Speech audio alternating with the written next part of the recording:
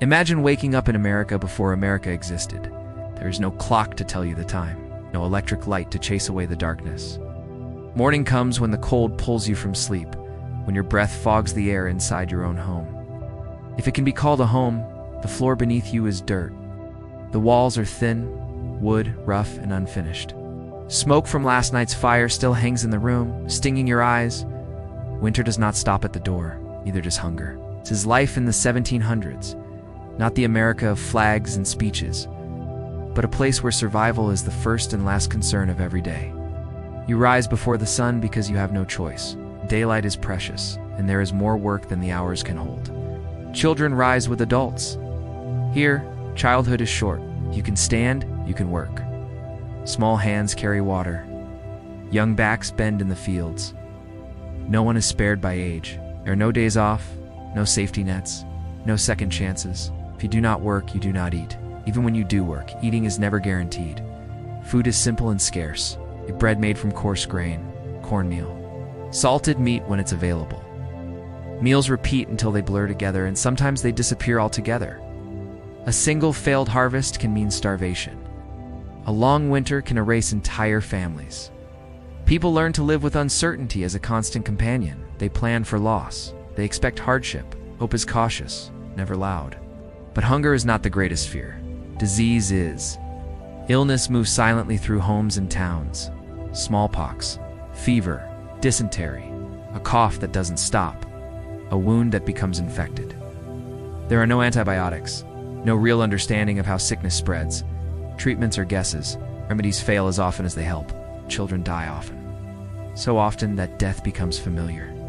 Bells ring for funerals again and again, and graves fill quickly.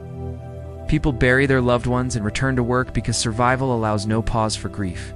Even birth is dangerous. For women, bringing life into the world is one of the greatest risks they face. Many do not survive it. Many more are left weakened, expected to continue as if nothing has happened. Homes offer little comfort. Families crowd into 1 or 2 rooms. Privacy does not exist. Smoke burns the lungs. Da-da-da-da. Insects crawl freely. Rats find their way inside.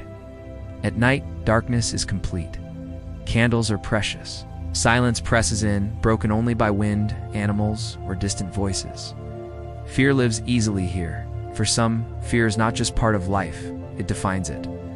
Enslaved Africans live in this world without freedom, without legal identity, without control over their own bodies or families. Their labor fuels farms, ports, and households. Their suffering is routine, their resistance punished. Children are born into bondage. Families are torn apart without warning. Lives are measured in labor, not humanity. This is not a footnote in early America. It is its foundation. As the wealth of the colonies depends on forced labor, even as people speak openly of liberty and freedom. The contradiction is everywhere, woven into daily life. And this land, so often called new, is not empty. Native American nations have lived here for generations. They know the rivers, the seasons, the forests. 8. But in the 1700s, their world is being taken piece by piece. Settlers push outward.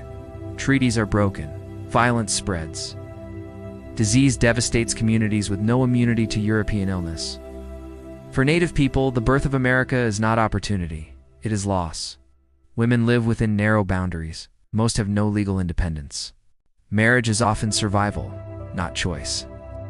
Their days are filled with labor, cooking, cleaning, farming, raising children, work that never ends and is rarely acknowledged. Religion shapes everything. Church bells mark time. Faith offers comfort, but also control. Punishment is public. Shame is communal. It's the memory of which trial still lingers, reminding people what happens when fear turns inward. Order is maintained through obedience. As consequences, this is the world that gives rise to revolution. A world where survival is constant, death is familiar, and freedom belongs to some, but not to others. When people later speak of independence and liberty, those ideas grow from this soil hard, unforgiving, unequal. The ideals that will define a nation are born here. So are its contradictions. Life in 1700s America is not heroic. It is exhausting. It is uncertain. It is often cruel. But it is real.